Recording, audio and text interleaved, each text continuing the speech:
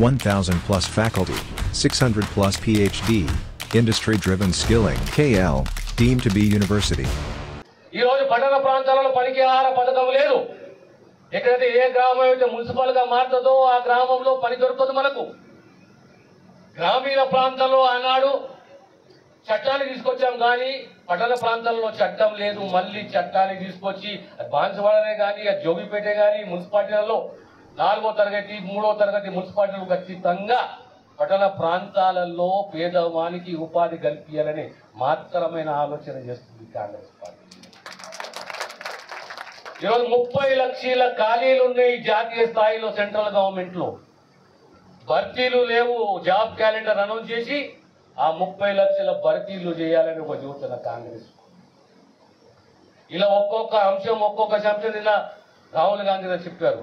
దేశ స్థాయిలో తెలంగాణ నుంచే ఆ ప్రకటన చేసి మా ప్రభుత్వం రేపు ఏడుపడితే ఖచ్చితంగా రైతులనే కానీ నిరుద్యోగులనే కానీ యువకులనే కానీ ఈరోజు ప్రభుత్వ పరంగా పనిచేస్తున్న ఆశా వర్కర్లే కానీ అంగన్వాడీ టీచర్లే కానీ లేదా మధ్యాహ్న భోజన పథకంలో వంట చేసే మహిళలే కానీ వీళ్ళందరికీ 2 జీతభత్యాలు చెల్లిస్తామని చెప్పేసి ఇంతకుముందు పెద్దలు చెప్తుండే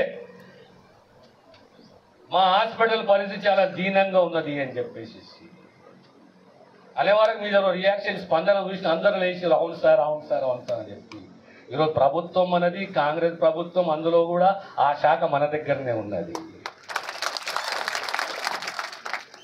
కనుక మీ మనసులో ఏ కోరిక ఉన్నదో ఆ ప్రక్షాళన చేయాలి, న్యాయం చేయాలి. ఎవరికైతే అర్హత ఉన్నదో వాళ్ళకు అవకాశాలు, ఉద్యోగ అవకాశాలు కల్పించాలి. అది అవుట్ సోర్సింగే కానీ కాంట్రాక్టే కానీ ఏ రకంగా మన పర్మనెంట్ ఉద్యోగాలు సుమారు 4,900 మంది స్టాఫ్ ఆఫీసర్లను నియమించినమో అదే రకంగా బాన్సువాడలో కూడా ఖచ్చితంగా మీ యొక్క ఏరియా హాస్పిటల్కు న్యాయం చేస్తామనే విషయాన్ని సవినయంగా మీకు తెలియజేస్తున్నా.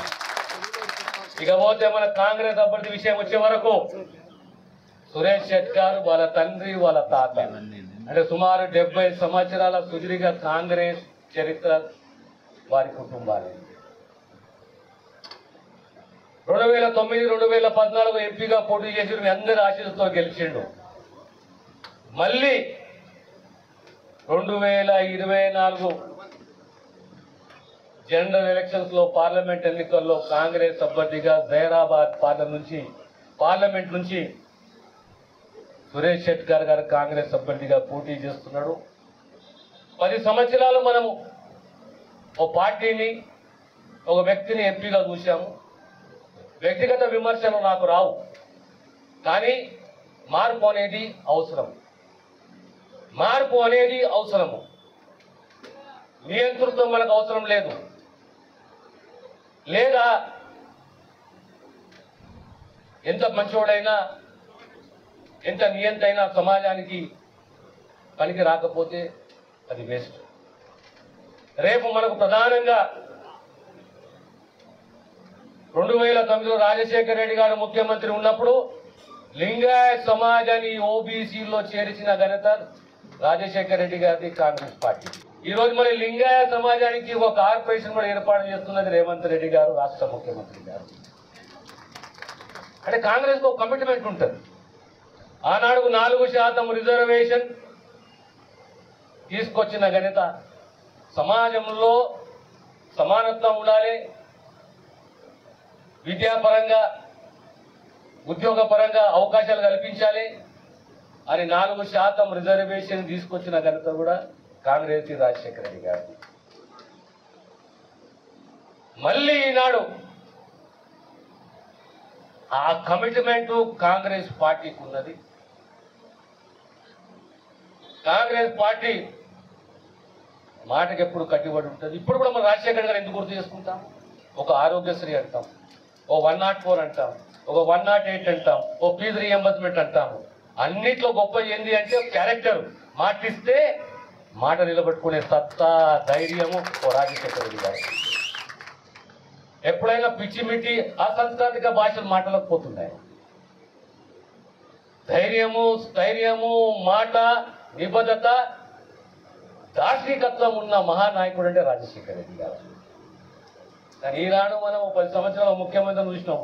నోరెప్పితే అబద్ధాలు, బూతులు, అబద్ధాలు, మోసము, 7 లక్షల కోట్ల రూపాయల అప్పు, కుటుంబ పాలన, ఇవన్నీ గమనించుకుంటూ వచ్చినాం కనుక ఈనాడు మళ్ళీ కాంగ్రెస్కు మీరందరూ, ప్రతి కాంగ్రెస్ కార్యకర్త రేపు పొద్దున మళ్ళీ ఎన్నికల తర్వాత 15 రోజులకో 20 రోజులకో లోకల్ బాడీ ఎన్నికలు రాబోతున్నాయి, స్థానిక సంస్థ ఎన్నికలు రాబోతున్నాయి. సర్పంచే కానీ, ఎంపీటీసీ కానీ, జడ్పీటీసీ కానీ, జిల్లా పరిషత్ చైర్మనే కానీ, టీసీఎంఎస్ కానీ ప్రతి ఒక్క ఎన్నిక రాబోతుంది. ఎన్నికల తరువాత ప్రతి కాంగ్రెస్ కార్యకర్త, జెండా మోస్తున్న ప్రతి కాంగ్రెస్ కార్యకర్త గెలవాలి, పదవులు అనుభవించాలి. అది ఆకాంక్ష కాంగ్రెస్ నాయకత్వానికి. అన్నిట్లో ముఖ్యంగా కోరేది సమాజం ఏంటి అంటే స్వేచ్ఛ. ఆ స్వేచ్ఛను కాపాడేది ఎవరు అంటే రాజ్యాంగం. ఆ రాజ్యాంగాన్ని కాపాడుకునే బాధ్యత మనది. అన్నిట్లో మొదటి హక్కు ఏంటి అంటే స్వేచ్ఛ, రెండో హక్కు ఏంటి అంటే ఓటు. ప్రజాస్వామ్య పద్ధతిలో ప్రతి 5 సంవత్సరాలు ఒక్కసారి మనం ఓటేస్తాం. ఓటేయక ముందు ఒక్కసారి మనం ఆలోచన చేయాలి. ఈ ఓటు అనేది నాకు సంబంధించింది, నా కుటుంబానికి సంబంధించింది, నా గ్రామానికి సంబంధించి, రాబోయే 5 సంవత్సరాలు నా భవిష్యత్తుకు సంబంధించిందని ఒక్కసారి మనం ఆలోచన చేయాలి. నా పిల్లల భవిష్యత్తు, నా తల్లిదండ్రి ఆరోగ్యము, నా పిల్లల భవిష్యత్తు, విద్య, వైద్యము, నా కుటుంబ భవిష్యత్తు అనేది ఆలోచన చేసి మనం ఓటేయాలి. ఈరోజు 10 సంవత్సరాలు మనం టీఆర్ఎస్ పాలన చూసినాం, కుటుంబ పాలన చూసినాం. జాతీయ స్థాయిలో మళ్ళీ 10 సంవత్సరాలు బీజేపీ పాలన చూసినాము, మోడీ గారి పాలన చూస్తున్నాం. ఏదో ఒక్క జాగలో మన మనసుకు అనిపిస్తుంది మార్పు కావాలి, ఖచ్చితంగా మార్పు కావాలి. ఓపిక పడుతుంది. కానీ ఎప్పుడైతే తిరుగుబాటు వస్తుందో వాడు ఎంత పెద్దోడు కానీ కాల రాస్తుంది ఆ చరిత్ర తెలంగాణ సమాజాన్ని. ఆనాడు నిజాం పాలనే కానీ 69 తెలంగాణ ఉద్యమమే కానీ తెలంగాణ రాష్ట్రం వచ్చిన తర్వాత కేసీఆర్ కుటుంబ పాలనని కానీ భరించినాము. సహనంతో, ఓపికతోటి, ధర్మంతోటి. ఆ సమయం వచ్చినప్పుడు తిరగబడ్డం, ప్రజాస్వామ్య పద్ధతిలో మౌనంగా తిరగబడ్డము. ఆ కుటుంబానికి ఆ నియంత్రణకు చూపెట్టాము. ఇది మా బలము, ఇది మా సత్తా అని చెప్పి. ఇది తెలంగాణ సమాజం యొక్క గొప్పతనం. ముందుకున్న పార్టీ, స్వాతంత్ర ఉద్యమంలో ముందుకున్న పార్టీ కాంగ్రెస్ పార్టీకి ఉన్న దేశభక్తి ఏ పార్టీకి లేదు. కానీ ఈరోజు మళ్ళీ మనం మళ్ళీ ప్రపంచానికే కానీ, ప్రజలకే కానీ, దేశానికే కానీ, మన సమాజానికే కానీ మనం చెప్పుకోవాల్సి వచ్చింది కాంగ్రెస్ చరిత్ర ఇది అని చెప్పేసి. నిన్న రాహుల్ గాంధీ గారు వచ్చారు. మన డిసెంబర్ ఎన్నికలు జరిగిన 4 నెలలు కాలేదు, 4 నెలలు కాబోతున్నాయి. ఆనాడు మాట ఇచ్చిన 6 గ్యారెంటీలు అని చెప్పి 4 గ్యారెంటీలు సంపూర్ణంగా ఇది అందించిన ఇంకా 2 గ్యారెంటీలు ఉన్నాయి. అవి కూడా ఖచ్చితంగా నిలబెట్టుకోవాలి. మేము నిలబెట్టుకుంటాము. ఆ సత్తా, ధైర్యం, ఆ నిబద్ధత కాంగ్రెస్ ప్రభుత్వానికి రేవంత్ రెడ్డి గారికి ఉన్నది.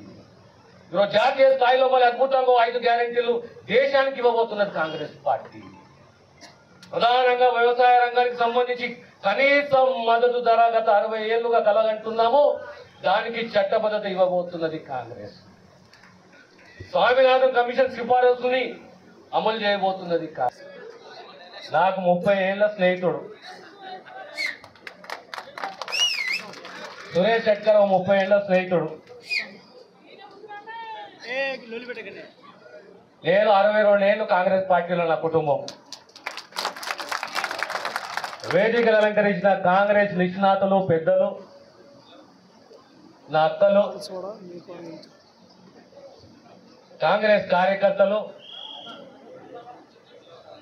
పాత్రికేయ మిత్రులారా, ప్రత్యేకంగా బాన్సువాడకు సంబంధించిన ప్రతి ఒక్క కాంగ్రెస్ కార్యకర్త కడుపులో శిరసు వంచి నమస్కరించాలి. ఎందుకంటే 40 ఏళ్ల నుంచి కూడా ఒక్కసారి గెలిచి దుర్మార్గమైన వ్యవస్థలో నియంతృత్వాన్ని ఎదుర్కొంటూ సహనంతో, ఓపికతోటి కాంగ్రెస్ కాపాడుకోడు వస్తున్న ఈ కార్యకర్తలందరికీ శిరసు వంచి నమస్కరిస్తున్నాను నేను.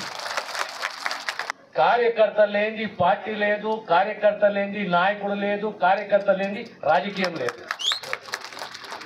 ఈనాడు మేము ఈ స్థాయికి ఎదిగినాము, వచ్చినాము, ఉన్నాము, నిలదొక్కున్నాము, ఓడినా గెలిచినానంటే దాని వెనుక బలము స్ఫూర్తి ఎవరు అంటే కాంగ్రెస్ కార్యకర్త.